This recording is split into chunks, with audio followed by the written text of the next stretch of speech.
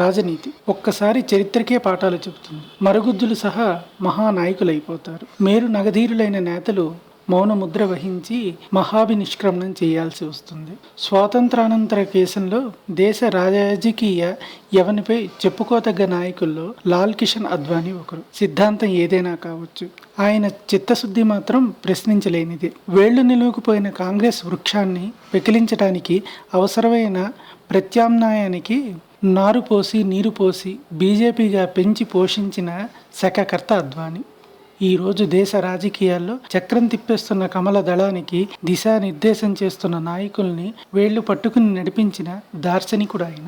జనసంఘ్ మొదలు నేటి కమల వికాసం వరకు అద్వానీ రాజకీయాన్ని, పార్టీ ప్రస్థానాన్ని విడదీసి చూడలేనంత అవిభాజ్య సంబంధం. ఉత్తరాదిన 2-3 రాష్ట్రాలకు, కొన్ని వర్గాలకు పరిమితమైన పార్టీని దేశవ్యాప్తంగా చర్చల్లోకి తీసుకురావడం, విస్తృతమైన ప్రచారం, ప్రజా మద్దతు సమీకరించడంలో ఆయనకే ఆయన సాటి అని చెప్పుకోవచ్చు. ప్రజల్లో విద్వేష బీజాలు నాటారన్న ముద్ర తీరని కళంకంగా నేటికి వెన్నాడుతున్న మెజారిటీ భారతీయులకు పార్టీను చేరువ చేయడంలో అద్వానీ చేసిన కృషి అనితర సాధ్యమని చెప్పుకోవాలి. రథయాత్రలు మొదలుపెట్టి రామ జన్మభూమి అంశాన్ని హిందూ భావోద్వేగాలకు పతాక సన్నివేశంగా మలిచి మైనార్టీలను సంతృప్తి పరిస్తే చాలు అధికారం శాశ్వత అన్నట్లుగా మారిన వామపక్ష కాంగ్రెస్ రాజకీయాలకు చెల్లు చెప్పిన ఘనత అద్వానీకే దక్కుతుంది.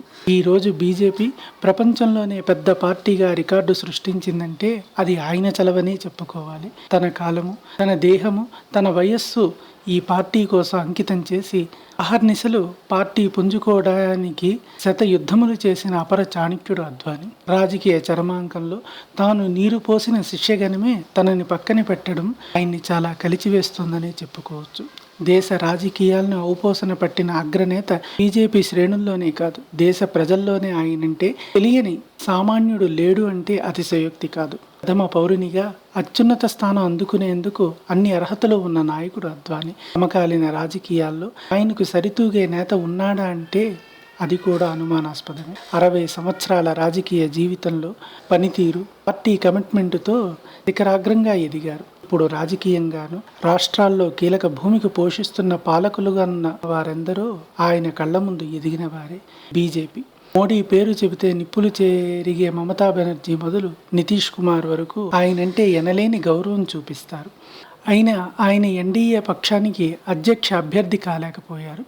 కుటుంబ వారసత్వ రాజకీయాలకు పెట్టింది పేరైన కాంగ్రెస్ గాంధీ కుటుంబానికి చెందకపోయినప్పటికీ తమ పార్టీలో అగ్రనాయకులకు ఇచ్చిన కనీస గౌరవాన్ని కూడా పార్టీ నిర్మించిన నేతలకు బీజేపీ ఇవ్వలేకపోవటం రాజకీయ వైచిత్రానికి నిదర్శనంగానే చెప్పుకోవాలి. సొంత కుంపటి పెట్టుకుని ఒక సందర్భంలో బయటికి పోయిన ప్రణబ్ ముఖర్జీ తెలివితేటలకు సీనియారిటీకి పెద్దపీట వేస్తూ ఆయన్ని దేశ అధ్యక్షుడిని చేసింది కాంగ్రెస్. అస్త్ర సన్యాసం చేసిన పివి నరసింహారావు అవసరాన్ని గుర్తించి దక్షిణ భారతం నుంచి తొలిసారి ప్రధానిగా పట్టం కట్టింది కాంగ్రెస్. మల్లికార్జున ఖర్గే, ఏకే ఆంటోనీ వంటి సీనియర్ల మాటలకు కాంగ్రెస్ అధిష్టానం ఎంతటి విలువనిస్తుందో అందరికీ తెలిసిందే. కానీ విలువలు, హిందూ ధర్మం పేరిట హడావిడి చేసే బీజేపీ పార్టీ ప్రాణం పోసి సర్వస్వం త్యాగం చేసి జీవితాంతం సేవలు చేసిన అద్వానీ వంటి పెద్దలను ఎలా గౌరవించుకోవాలో తెలియదని అనుకోవాలా? ఏ నినాదంతో బీజేపీని ఇంటింటికి పరిచయం చేశారే అదే విధానంతో న్యాయపరమైన వాద్యంలో అద్వానీ ఇప్పుడు కూరుకుని ఉన్నారు. రాష్ట్రపతి అయితే అత్యున్నత పదవితో పాటు వివాదంలోని విచారణ నుంచి కూడా ఆయనకు మినహాయింపు లభిస్తుంది. సీనియర్ రాజకీయవేత్తగా ఆయన అనుభవం దేశానికి ఎంతగానో ఉపయోగపడుతుంది. వాడుకుని వదిలేసే కరివేపాకు రాజకీయం కాలం చేస్తున్న ఈ రోజుల్లో అంతటి ఉదార స్వభావాన్ని మనం ఎదురు చూడలేం. అందుకే అద్వానీ ఎందుకో కొరగాని వారిగా మిగిలిపోయారు. ఒకానొకప్పుడు మిత్రపక్షాలతో పాటు వాజ్పేయి సహా అందరూ నరేంద్ర మోడీని గుజరాత్ పీఠం నుంచి తొలగించాలని మొత్తుకున్న ఒకే ఒక్కడు అండగా నిలిచాడు. తన శిష్యుణ్ణి సీఎం సీటుని కాపాడాడు. అతని లాల్ కృష్ణ అద్వానీ. ఇప్పుడు అన్నీ తానే దేశాన్ని ఏలుతున్నాడు మోడీ. అయినా గురువుపై కనీస కృతజ్ఞత లేదు, అందించిన సేవలకు విలువ లేదు, చేసిన త్యాగాలకు గుర్తింపు లేదు. దీంతో బీజేపీ శ్రేణులకు ఏ సంకేతాలు ఇస్తున్నట్టు? భిన్నమైన పార్టీ బీజేపీ అనేది ఒకనాటి నినాదం. సాంప్రదాయ బూర్జువా పార్టీలకు నకలుగా అధినేత అడుగులకు మడుగులెత్తే మూస ధోరణిలో సాగుతుంటే మరో కాంగ్రెస్ ఉండగలమా?